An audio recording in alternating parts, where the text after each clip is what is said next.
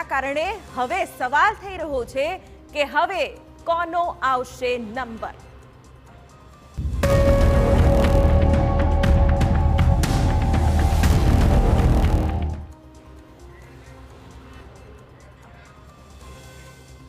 ત્યારે હિન્ડનબર્ગ આ નામ તો તમને યાદ જ હશે, કારણ કે જે રીતે હિન્ડનબર્ગના પહેલાના રિપોર્ટે જે હચમચાવનારા તારણો રજૂ કર્યા હતા તેના કારણે દેશ આખામાં એક ચોંકાવનારો માહોલ ઊભો થયો હતો।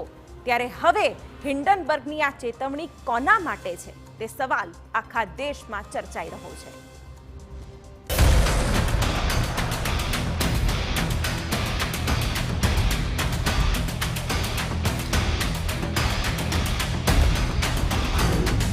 હિન્ડનબર્ગ રિસર્ચના એલાનથી ફરી વધ્યું ટેન્શન। અદાણી બાદ ભારતની કઈ કંપની નિશાના પર?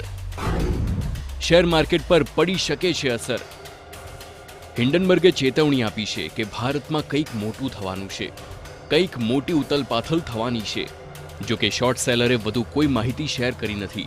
આ ચેતવણીને લઈને મનાઈ રહ્યું છે કે હિન્ડનબર્ગ રિસર્ચ કોઈ ભારતીય કંપની વિશે મોટો ધડાકો કરવા જઈ રહી છે। શનિવારે સવારે એક્સ પર એક પોસ્ટ આવી જેમાં અમેરિકી કંપનીએ ભારતીય કંપનીઓ સાથે જોડાયેલા મોટા ખુલાસાના સંકેત આપ્યા। પોતાની પોસ્ટમાં હિન્ડનબર્ગ રિસર્ચે લખ્યું કે ભારતમાં ટૂંક સમયમાં કંઈક મોટું થવાનું છે। જો કે આ કોના વિશે છે, શું મોટી જાહેરાત છે તે વિશે હિન્ડનબર્ગે કોઈ જ ખુલાસો કર્યો નથી, પણ આટલું ચોક્કસથી મનાઈ રહ્યું છે કે ભારતીય કંપનીને લઈને મોટો ઘટસ્ફોટ થવાનો છે। આપેલા જાન્યુઆરી 2023માં હિન્ડનબર્ગ રિસર્ચે ગૌતમ અદાણીની કંપની સામે નિશાન સાધતા એક રિપોર્ટ જાહેર કર્યો હતો અને આ રિપોર્ટથી હડકંપ મચી ગયો હતો, કારણ કે હિન્ડનબર્ગે અદાણી ગ્રુપ પર ખૂબ મોટો આરોપ લગાવ્યો હતો। તો બીજી તરફ હિન્ડનબર્ગનો રિપોર્ટ આવતા જ અદાણી ગ્રુપના તમામ શેર કડકભૂસ થઈ ગયા હતા। ગૌતમ અદાણી દુનિયાના બીજા નંબરના અરબપતિ બન્યા બાદ સીધા જ 36મા નંબરે સરકી ગયા હતા, કારણ કે આ રિપોર્ટ બાદ તેમની સંપત્તિમાં રેકોર્ડ નીચલા સ્તરે પહોંચી ગઈ હતી। અદાણી ગ્રુપ પર 24 જાન્યુઆરી 2023ના રોજ રિપોર્ટ આવ્યા બાદ શેરમાં ભારે કડાકો બોલી ગયો હતો, જે બાદથી કંપનીની વેલ્યુએશન પણ ઝડપથી નીચે પટકાઈ હતી। સ્થિતિ એવી આવી હતી કે અદાણી ગ્રુપની વેલ્યુએશન થોડા જ દિવસોમાં $86 અરબ ઘટી ગઈ હતી। શેર પ્રાઇસમાં પણ ખૂબ જ મોટો ઘટાડો થયો હતો, જે બાદથી કંપનીના વિદેશમાં લિસ્ટેડ બોન્ડમાં પણ ભારે વેચવાલી જોવાઈ હતી। જો કે ગૌતમ અદાણીની કંપનીએ એક વર્ષમાં રિકવરી કરી લીધી। હાલમાં તેઓ ભારતના બીજા સૌથી ધનિક વ્યક્તિ છે અને વિશ્વના ટોચના 15 સૌથી ધનિક લોકોમાં છે।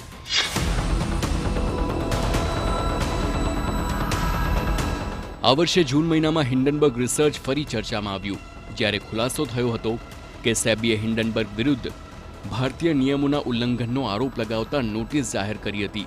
આ ઘટનાક્રમ એક મજબૂત વળાંક સાબિત થયો હતો।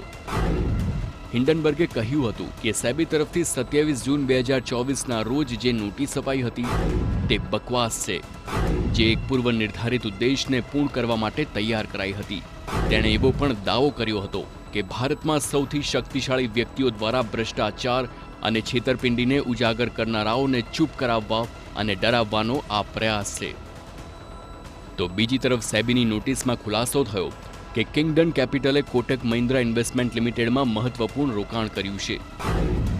એ પણ સામે આવ્યું કે કિંગડન કેપિટલે હિન્ડનબર્ગના રિપોર્ટના કારણે બજારમાં આવેલી અસ્થિરતાનો ફાયદો ઉઠાવ્યો।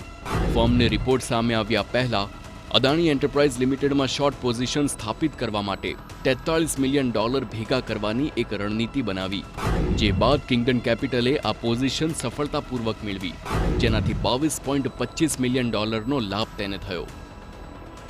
હવે આ પોસ્ટ શેર બજારમાં રોકાણકારોના સેન્ટિમેન્ટને ચોક્કસપણે અસર કરશે।